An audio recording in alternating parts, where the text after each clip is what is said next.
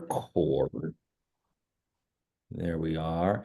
So today we're going to talk about how to construct or put together what I would call a defensible PICRA, right? The PICRA is the Property Inspection Contingency Removal Addendum. This is what we can sort of loosely call the repair addendum with our buyers.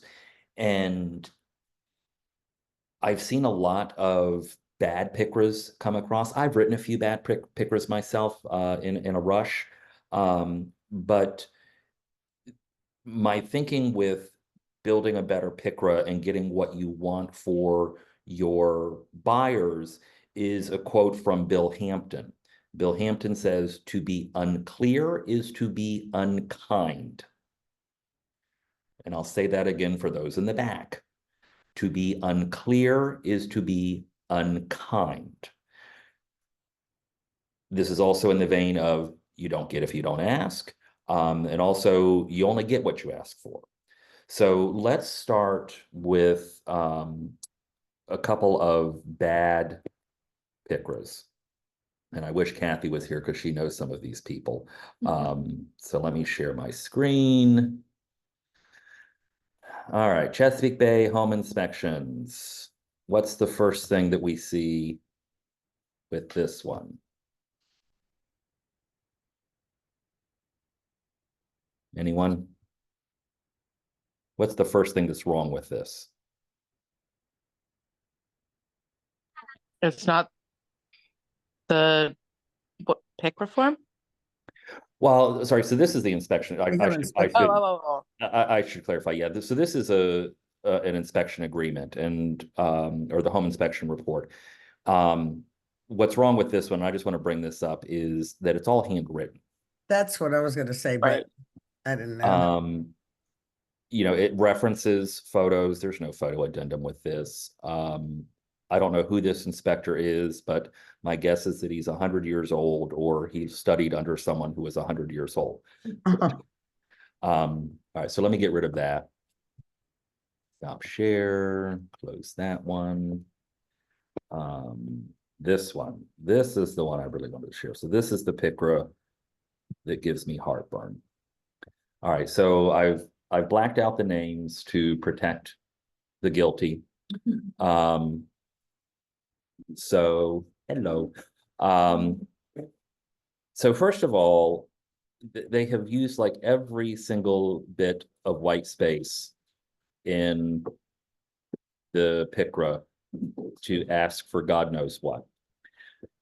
So I think the top level thing for me with home inspections and the PICRA is this is the buyer's opportunity to get the home in good working order, but within reason. Right. If there is, for lack of a better expression, nickel and dime things, I think that's something that should be talked about with the buyer as, you know, this is routine maintenance kind of thing. And maybe we negotiate for some kind of credit for an aged home versus asking for every single thing in the home inspection report. What I like about this one is they have categorized things. So there's roof there, there's exterior there, there's HVAC there. I like to categorize things because when you look at these home inspection reports, you'll have plumbing items that are listed under different things, right? So an exterior hose bib, a spigot, is an exterior item, but it's plumbing. So it may wind up in the plumbing category, it may wind up in the exterior category. But if there's a problem with it, that's going to fall under a plumber, more than likely. So then what we should do as the buyer's agent is we should read through the report and say, okay, here's a group of plumbing items that we will have a plumber address. Here's a group of electrical items that we will have an electrician address. And then here's a group of just generic handyman type things that we want fixed, but don't necessarily need a licensed contractor to fix, like cleaning the gutters, for example. You know, we don't necessarily need a Class A contractor to come out there and charge us 10 times more than we need to clean the gutters. You know, that can just be a handyman or something like that. Also, what we want to do is to be specific, right? I love this sentence right here, right? Now, remember, this is the repair request. This is the buyer's official request for certain things to be repaired. Right out the gate, they say all exposed nail heads should be sealed to prevent moisture intrusion. I agree. Is there anything, if the seller were to sign off on this document, and let's just say that's the only thing on the document, that line right there. If the seller signs off on this, is the seller compelled to do anything? No. Right? So this is where language matters. This is where finally, after all this time, my degree in English is paying off. Language matters. All exposed nail heads should be sealed to prevent moisture intrusion. Yes, I think everyone out on the street would agree with this. I think Jeff Turner at Gilpin Roofing would agree with this. I think if we called up an admiral at GIFCOM, he would agree with this. But signing this doesn't compel the seller to take any action or do anything. So what we should say is the seller shall hire a licensed roofing contractor to repair exposed nail heads. Right? Now we have the seller being required to do something if they sign it and agree to it. Right? This, I would say, is probably copied and pasted directly from the home inspection report. And Oh, I'm sorry. Instead of saying should be sealed, of course it should be sealed, but yeah, I see what you're saying now. we need active verbs. Right. Right. So seller to hire licensed roofing contractor to repair, and then you list your roofing items. Right. So let me pull up one that I did. Not to say that mine's the best or anything. I love how they said please in some of those statements. Right. Like, Yeah. wow. Please, it's so nice you're using please and Yeah. thank you. Please and thank you.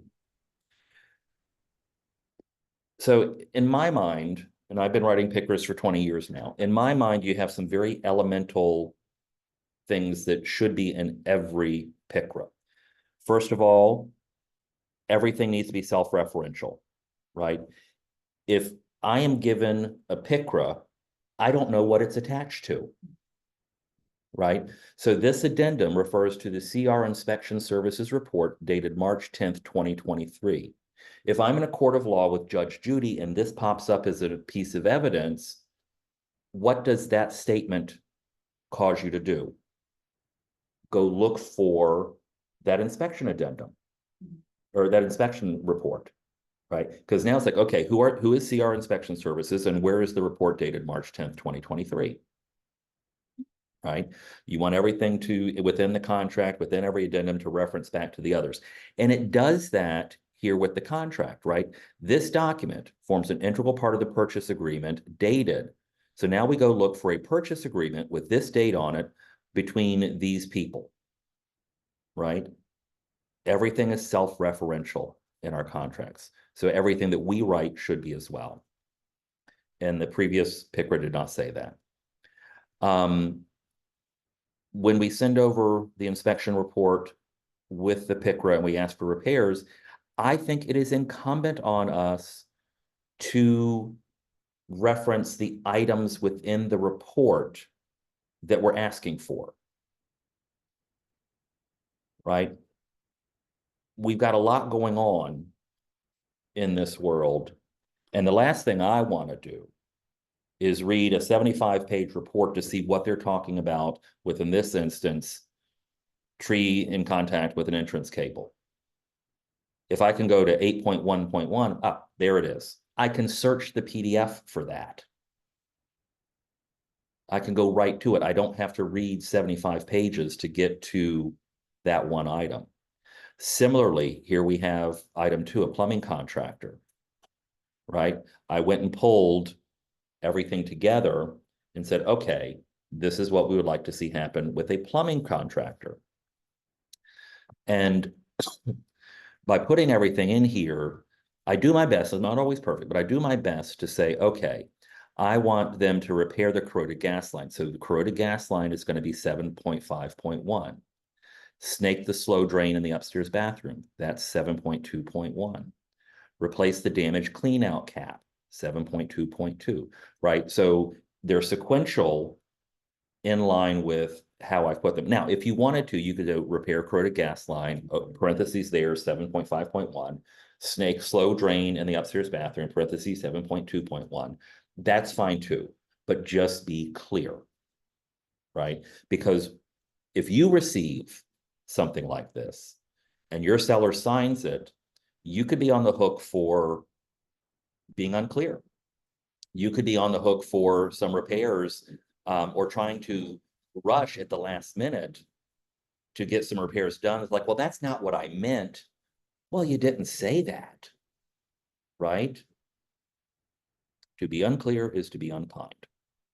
All right, so let's go back and tear this other one apart. This is where I get to have fun tearing these things apart. Yeah, one of our agents sent me this other report and I just had to share screen. I just had to go through it and just laugh. I'm like, this is just the worst. Let's just read some of these others. Granule loss was observed at some shingles. We recommend having a qualified roofing contractor repair or replace as needed. Great, you can recommend all day long. I would recommend the same thing. What are we required to do?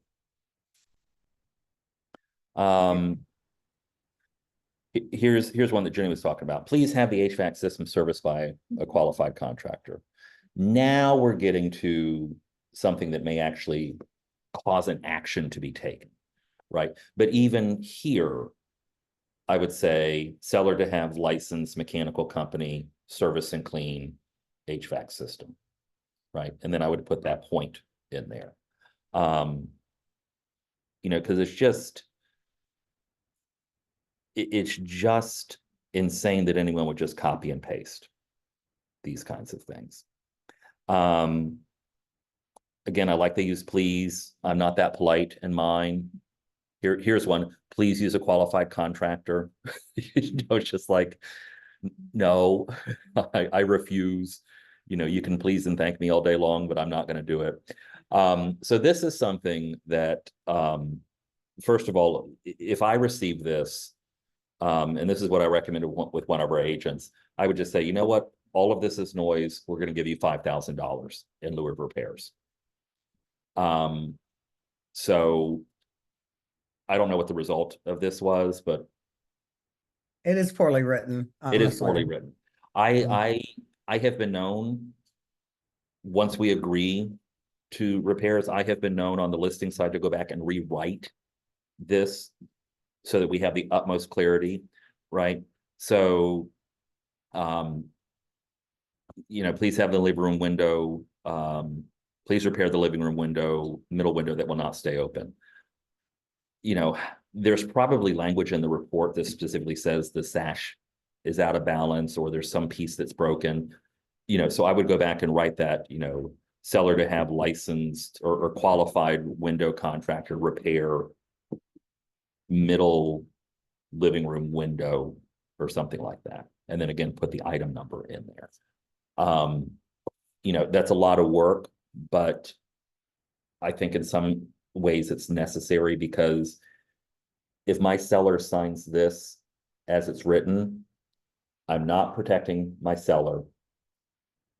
I am not being fair to the buyer or the buyer's agent, which there's nothing saying that I must be fair, but I think that that is an element within this industry that we're going to be smacked hard with in the coming years. You know, what is fair, what is kind, what is ethical, things like that. And if we can raise the bar individually, we can raise the bar collectively by making sure that crap like this does not get signed off on. What are some other things that you've seen? 'Cause I know some of you've done a fair amount of business over the years. I'm interested to see some of the issues that you guys have come across with PICRAs, or maybe you have questions about how to effectively communicate a repair request. That, and you taught me this very early on, is that with a PICRA or any other piece of a contract, is you have to be able to, and it goes back to your thing about how to reference things, you have to be able to look at it independently of anything else. Mm-hmm. Like if this were the only thing you have, this document, it should be self-explanatory by itself. Right. Absolutely. Yeah. So Jenny, to your point, the PICRA and every other addendum that we come across needs to stand alone in some fashion, right? Yes, it references that it's part of this purchase agreement and it's part of this, but if we're given a PICRA and it is so thin and so poorly worded, you know, how is it going to survive on its own, right? Not everything is going to be ironclad.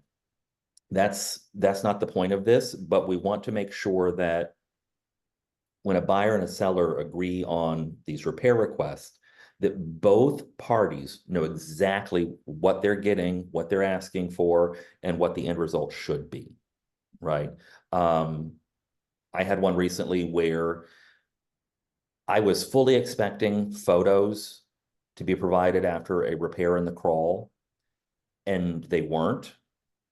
And I asked for them, and it was just repairing some wood, but the photo in the home inspection report looked kind of gnarly. So I'm like, you know, let's get photos. I didn't ask for it in the PICRA. I should have. But I asked about it. The listing agent kept pushing back. It's like, there are no photos, there are no photos, there are no photos. Finally, I called a contractor. I said, by the way, do you happen to have photos of the finished product? He's like, absolutely. I sent them to the seller. And at that point, I'm like, I'm going to strangle somebody. You know, so, and it became a bone of contention between the listing agent and I, because I kept asking for something that did not exist and could not exist and would not exist in her mind, but actually did exist. And her client had it, and the contractor had it, and the contractor provided it to me. And it was the easiest 15-minute phone call I've ever had. And oh, by the way, the contractor lived 2 doors down from where the work was done. So it's like, okay, this is, you know, really strenuous here. But in that moment, I was like, okay, now I know I want the receipt for the work. And if it's something hidden in the crawl, I want photos of the work done. Just so we can show, it's like, okay, look, see, here are the photos that the contractor sent to say, you know, the work was done. You know, we can go back for a re-inspect if we want. That's an additional cost to the buyer. I'm not getting in the crawl space. I know other agents out there that will. I'm not crawling under there to investigate things.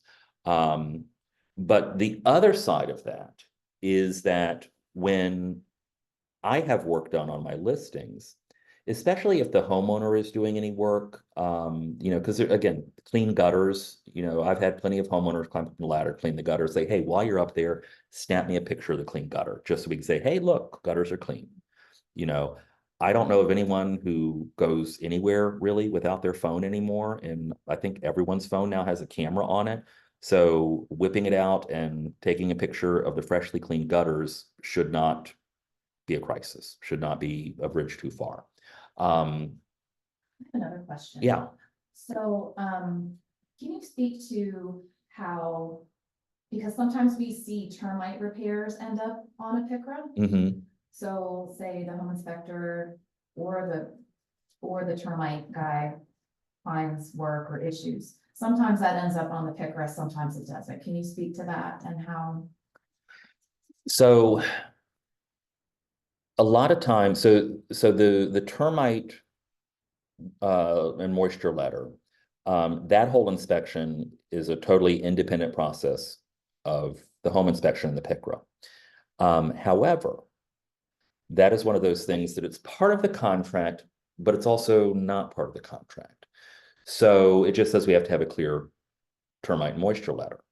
Paragraph 13 does say that if there are termite moisture repairs to be done, that there's that 1% cap or whatever percentage is mutually agreed upon.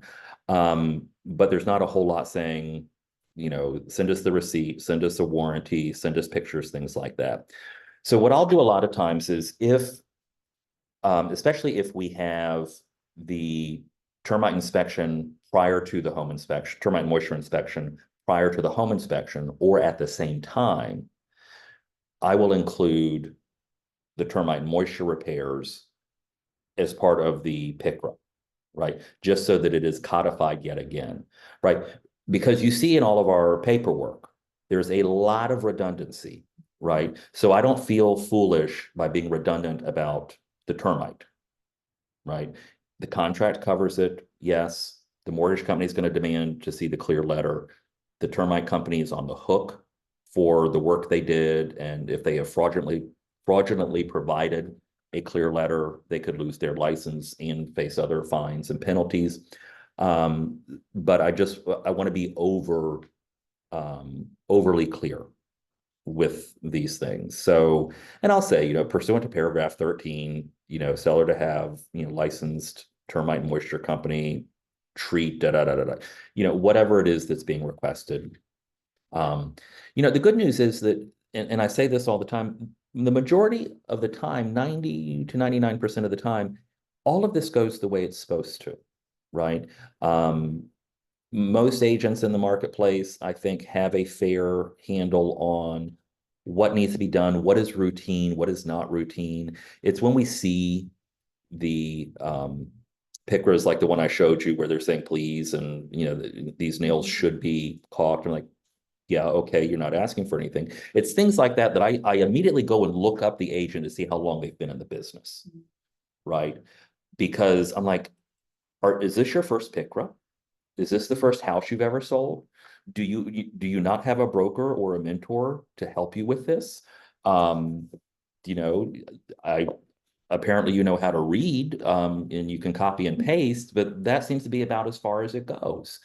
So I try to give a little grace, and I don't send it back. You know, again, former teacher, you know, I'm tempted to take my red pen and go cross, no, send it back, you know, rewrite it, just do next Wednesday. You know, I try to give a little grace in that regard and say, you know, this isn't as specific as I think we need it to be. You know, let's negotiate the items that we really want to get to on a repair, and then we will clarify what those things are. And then I'll take my red pen, cross through the PICRA, and we go to a separate addendum to start clearing things up. And then that addendum will say, this addendum is an extension of the property inspection contingency removal addendum dated, You know, again, just to be self-referential. We need to be careful about substituting new documents in. So if I were to push back on that poorly written PICRA, and the buyer's agent comes back and gives me an entirely new PICRA, well, that's called novation, right? From the Latin for new. And that is a new version of the previous document. The previous document exists in its vacuum on its own, and now we have the new document. And so we have two competing documents addressing the same issue, potentially saying two different things. So one doesn't supersede the other. Right. Unless you say so. Wow. Yeah. Yeah. So in that situation, what I would like to do is take the original, strike through it, have everyone initial on it, and say, see new revised PICRA. And then on the new one, say, this PICRA supersedes all previous versions, right?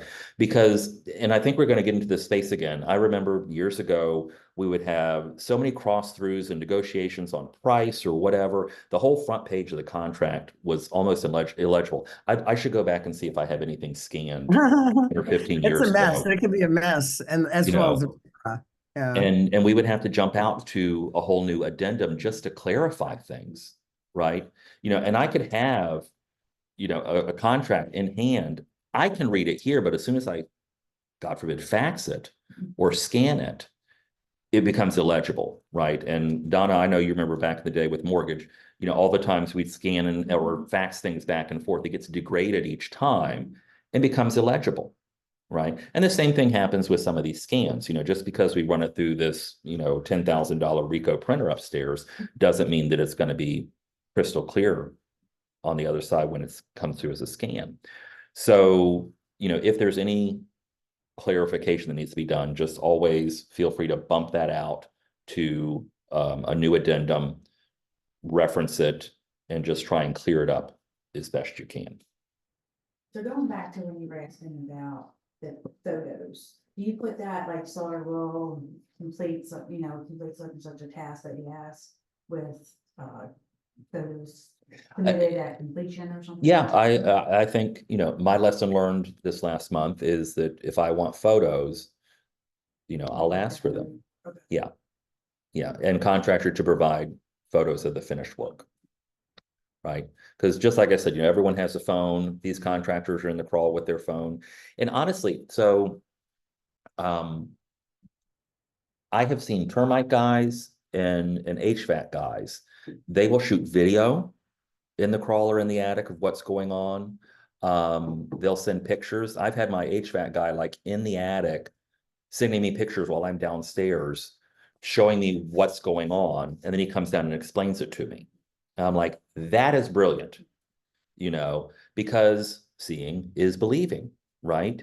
And not to say that photos are always required, but I think we're in that space where people can be perceived as a little untrustworthy, that if it's a plumbing issue and you're trying to show or trying to fix a leaky faucet, that's pretty easy to figure out. You go into the kitchen, you look at the faucet, you turn it on, turn it off. Is it leaking? No, good to go. If you're looking at a drain pan for the air handler in the attic and saying, okay, it's filling with water because the system is backed up, is it too heavy of a lift for the HVAC guy to send you a picture saying, hey, look, I emptied out the drain pan, I cleaned the line, everything's good. It doesn't need to be a documentary, right? We don't need a film crew up there documenting every single step of the way. I just want, here's what it was before, here's what it is after, and off we go. Yeah, so I'll probably start asking for a lot more photos with all of this, because I've been lucky that most of the time when the work is done, we can see it, or, if it's something that is, a little inaccessible, like a crawl space, whatever, that they've sent me photos previously. I've had pictures where it's like, okay, we're done. Oh, here, by the way, here are photos of the finished work as well as the receipt. Great. So just, ask for what you want. When I'm working with buyers, with my own buyers on the home inspection and the PICRA request, I tell them that we're going to start with the big items, and we have sort of like a differential that we work through. So we want to look at safety first, right? For me, that's a non-negotiable. If there is an exposed wire near a water source, that's a potential for a shock hazard or a fire, and that really should be fixed. If there is a loose railing, I think about like these catwalks, right? You go up the stairs and there's a catwalk across the upper level, and it's just spindles and a banister. And if that's loose at all, that could be a huge safety issue, right? Because all it takes is someone just to push it enough and they could go falling through. Or if the spindles are not quite right and a kid pushes it and bam, they're down, 8 to 10 feet, something like that is a safety issue. The next level that I look for is what I call property preservation, right? Is there a problem in the property right now that is causing harm to the property? A leak, for example. Is there an active leak under a kitchen sink that no one really knew about? Is there an active roof leak that has made it into the attic, but we don't have evidence on the ceiling just yet? We want to preserve the property, right? You know, is there a broken window that is, you know, potentially allowing, which that could be a safety issue too, someone could get in, you know, things like that. So, you know, if we go and say, okay, we have 100 items in the home inspection report, but we're only asking for these 10, which are safety and property preservation, right? Now, the next level after that are function, right? So function would be, do all the burners on the stove work? Does the HVAC work? When you open a window and close a window, does it open and stay up, or does it slam right back down? When you flush a toilet, does it actually flush? Right? Here's the one that is sort of my bugaboo right now, and I'm trying to find a quick and easy fix for it. But the shower diverter, right? I know the rest of you out there in Zoom land have seen this. The home inspector pulls up the little pin for the shower diverter, and there's water coming out of the spigot and water coming out of the shower. I mean, that's a failing diverter. Is it the end of the world? No. Is it bright? No. But that's a function thing. You know, slow drains are a function thing. Then after that, we look at the nice to have versus the gotta have, right? In all of this, I'm looking also for what an FHA or VA appraiser may look for on their list. For older homes, 1978 or prior, one of their critical things is peeling paint, right? Because that may be a health and safety item related to lead-based paint. They're also looking for safety in terms of railings. You know, if you have more than 4 steps or 28 inches off the ground, you need a railing. I need to check with a couple of our appraiser friends to see if this is still a thing, but I still, you know, I don't hold grudges, but it's nice to have them around. I had a VA appraisal inspection on a house in Carolan Farms years ago, and the house was beat up. It was just a beat up house. And we priced it $25,000 low to accommodate the renovations that needed to be done. The buyers were going to come in and start gutting things immediately. And the appraiser was and I was there for the appraisal. And the appraiser docked me for holes in the screens. My smart ass said, well, isn't that how screens work? You have holes in the screens. That's how the air gets in. But he was, and thank God I wasn't thrown in like appraisal jail at that point, because looking back, I'm like, God, you know, he could have done me some real damage.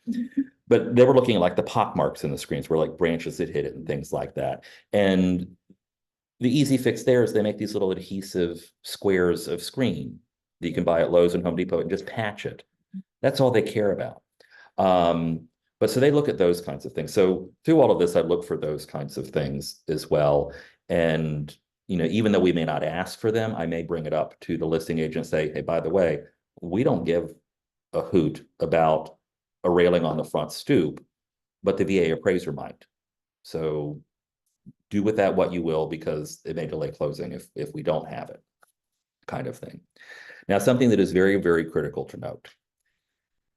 If in your home inspection, you discover items related to the walkthrough, such as a leaky faucet or a toilet doesn't flush or something like that, and you don't address it as part of the PICRA, you cannot address it as part of the walkthrough inspection. Right? So if you knew about it at the home inspection, you did not address it as part of the home inspection process, you have given up your right to fuss about it at walkthrough. So I might not have been another aware of level.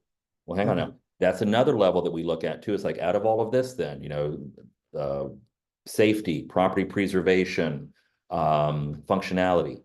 Under functionality, are there walkthrough items? Right. And I've seen people say, well, we're not getting this right now. They're pushing back on this at the home inspection, but we'll get them at walkthrough. No, you won't, because you knew about it already. And effectively, you negotiated away your right to complain about it and get it fixed at walkthrough. Now, that is one of your negotiating points with the home inspection. It's like, you know, we want these little stupid things over here taken care of because they're walkthrough items. Right? And if they kick back on them, then you may have an option to come back at the walkthrough with it if they negotiate it out at the as part of the home inspection. I would find that to be defensible. I'd go up against someone on that. But if you know of things that are walkthrough related, it's like, we're not going to worry about that. We'll deal with that at walkthrough. You don't address it. If you know about it at the home inspection and you don't address it as part of the PICRA, you have given up your right to address it as part of the walkthrough. What if you have an info-only inspection?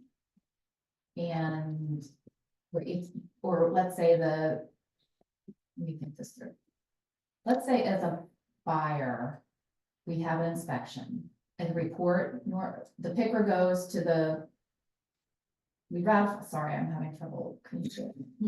But you know where I'm going with this, like if you. I don't know that I do. You have an info-only inspection. Okay, info-only inspection. And you remove the contingency for the home inspection. Mhm. So no report goes to the seller. Right. I have a feeling that there are buyer's agents that know that there are walkthrough items, but didn't negotiate them Mhm. during the PICRA stage, and then come back to negotiate them at walkthrough Mhm. because of the info only. Very, very likely. And that would give me heartburn. I would at least make the listing agent aware of, like, yes, we are proceeding with this, but here are walkthrough items that were discovered in the report. And we would like these addressed as part of walkthrough, and put that on a PICRA. You know, that may be one of those gray areas, because, you know, if you don't share the property inspection report, and you sign off on the PICRA saying no repairs are necessary, you're kind of in a gray area right there. I guess as a listing agent, and if a buyer tried to pull that, then I would say, then could I say, well, did you know about them at the home inspection? Mhm. And could you say, could I see a copy of the home inspection report? You could ask that and they could say no. So that's one of those things that you get into a gray area. I think unless it's something egregious, you know, like you knew that the HVAC was on its last leg as part of the home inspection, but you didn't ask for it, and you get there for your walkthrough and it's dead, you know, that may be something that you could argue is functionality, basic functionality of the home, and perhaps make some headway there. Now, while we're on the topic of walkthrough, most of you know this because I've talked about it for years, but your walkthrough inspection is the buyer's opportunity to make sure that the home, that the function of the home, the systems of the home are in working order. Full stop. Not good working order. Working order, right? The home inspection is where you try to negotiate for good working order, right? And the example I always like to give, just because it's so graphic, is if you go to the walkthrough and you flush the toilet, and it is slow and it takes an hour to go down, but it fully evacuates, it works. Right? Because there's no standard, there's no building code that says when you flush a toilet, it should only take 15.3 seconds to evacuate. Right? Just the function of the toilet says flush it, evacuates, done. So that's where you have to do what you can with the home inspection to make sure that you get everything in good working order. And then the walkthrough is to make sure that repairs are done, that nothing has been damaged as part of the move out. I had one years ago. I was there, let's say we were closing on a Thursday. I was there the day before checking on things. So it was a house that had been renovated or flipped, and there were still some things being finished up. So I said, I'm going to go Wednesday before closing. Everything looked good. Thursday morning, we go to the walkthrough, my buyers and and I think like the closing was at 1, and so we're there at 11. Well, guess what? Something happened between Wednesday at 3 and Thursday at 11 a.m. Somebody broke in and stole the appliances. And not only that, they gouged the brand new linoleum in the kitchen. They broke the sliding door on the back to get in. And it was just one of those things that, as soon as I pulled up in front of the house, I'm like, something doesn't feel right here, and it was an end unit townhome. And I kind of look around and the gate is kind of cockeyed and pulled out. I'm like, did we have a storm last night? I was, I was blonde before I was bald. So, I have my moments. And I'm like, did we have a storm last night? And I'm opening the door and I'm like, something doesn't feel right. And I walk into the kitchen, I'm like, I think something's missing. And then then it kind of just hits me and like, oh, the house has been broken into, so I immediately call the listing agent, call my buyers, and like, okay, just, chill out. We have to call the cops. Here's what happened. Everything got resolved. It all worked out, but, we obviously had some walkthrough issues. So there, it's a good idea to maybe do walkthrough a day before closing and not the morning of. Sometimes we get lulled into a false sense of security that, we'll be able to knock out a walkthrough, 5 minutes before going to closing. But what if there's an issue, right? I'd like to, when I have a listing, is do my own walkthrough before the buyer does their walkthrough. And kick the tires on everything just to be sure that there are no surprises. Yeah, absolutely. And also to confirm that the utilities are on, because we've all been at one point in our lives, at a walkthrough and, oh, the gas got turned off. So we can't test the water heater or the stove or something like that. Yeah. So things like that. So today's April 2nd. So if you're scheduled to close on April 2nd, tell your sellers, just because some things happen every now and again and closing may be delayed, maybe schedule your utilities to go off on April 4th, right? A day or two of electricity in an empty house or gas or water service in an empty house is not going to kill them, right? Yeah. Likewise with your buyers, say, hey, we're closing on April 2nd. I know we might be delayed. Get your utilities on immediately, so that there is this overlap. Because right now I have a rental listing. Tenant moved out, turned the power off. Like, landlord didn't turn the power on in his name. So now I have to go over there, shut off all of the breakers so that the power company can turn it back on. So, those kinds of things, just if you plan for whatever eventuality you can, if you can do as much as you can up front to say, okay, let's double check things. Let's do my own walkthrough on my own listing prior to the buyer's agent getting here. Then when they get there and they say, oh, well, this isn't working. Like, I was just here 2 hours ago. It was working fine. What did you do to break it? Right. And that's always my fun thing too. The key doesn't work. Like, well, 7 different agents have already been by today and the key worked just fine. So maybe this is your first rodeo. I don't know. But when you know that all the breakers or all the GFCIs are reset and there's hot water coming out of the hot water tap and the burners on the stove work and you've done the walkthrough, then you feel really good and confident about these things. And that's part of it too, is being confident about knowing the product that you're selling, and being sure that everything is as good as it can be within reason, right? If we have a 15-year-old heating and cooling system, I'm not going to demand that the seller replace it prior to going on the market. Let's get it serviced, right? Famous story. Everyone, I should be in the Guinness World Book of Records for this story. I've told it so many times. I had an HVAC system in my own home that lasted 34 years, right? So just because it's a little older doesn't mean that it's on death's door, right? So, I mean, you look at Jimmy Carter, for crying out loud. He's been over a year in hospice now, Mhm. Old as dirt, still kicking, Mhm. right? Just like my HVAC system. So, so just, be reasonable with your requests, be clear with your requests. If as always, if you have questions about how to phrase something, or if you want a second set of eyes on a home inspection report or a PICRA before you send it out, reach out to us. I'm going to throw Jenny out there. She's seen enough of these to know it's like, okay, well, I don't know what this means. So let's get a little clearer on this. Send it to Jenny, send it to me. Let's talk about it, and, make sure that your buyers are getting exactly what they're asking for, and the sellers are doing the work that the buyers want them to do, and that everyone is just clear.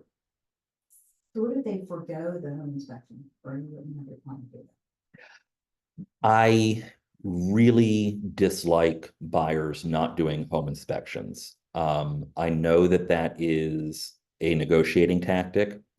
I have had certain clients that I trust that they know what they're getting into. Either that they've have some kind of construction background, or, they have enough awareness of how a home operates to be able to figure things out for themselves and make it happen. The vast majority of my clients do not have a skill set to tackle significant problems in a home. Most people don't. Most people out there don't have that skill set. The baseline is it's only money. Everything is fixable, right? You can hire somebody to fix it. It's going to cost you money. But if at all possible, get a home inspection for informational purposes only, so that the buyer knows what they're getting into. If at all possible, I'd love for at least one party of the buyer to be there for the home inspection, right? I saw an inspection report the other day on a house that I've been in from a different buyer, and trying to match up where things are in the house. So there's some leaks in the roof. I presume the leaks are around pipe collars, right? Because the roof is only about 10 years old. And looking at the pictures of the roof, I don't see where, like, there's this giant dip and there's a possibility for a leak there. So I'm assuming that the leaks are around the pipe collars. But there's no reference point inside where they're showing the picture of the leak on the ceiling to, is there a pipe collar above it? Because we look, water's going to go in pretty much a straight line, or the path of least resistance, right? So if there's a pipe collar with a leak, it's going to come down that pipe, and as soon as it hits drywall, it's going to spread out, right? Or it's going to drip off of something straight down, gravity, right? Newtonian physics, as it were. So without having been there for that home inspection, I don't know exactly where these leaks are. It makes me feel a little uncomfortable. Now, if I'm there and my buyers aren't, I can say, yeah. So the leak that you see in the primary bedroom, there's an attic vent up above. Then it's coming pretty much straight down from there. Easy peasy, get it fixed, paint the ceiling, never worry about it again.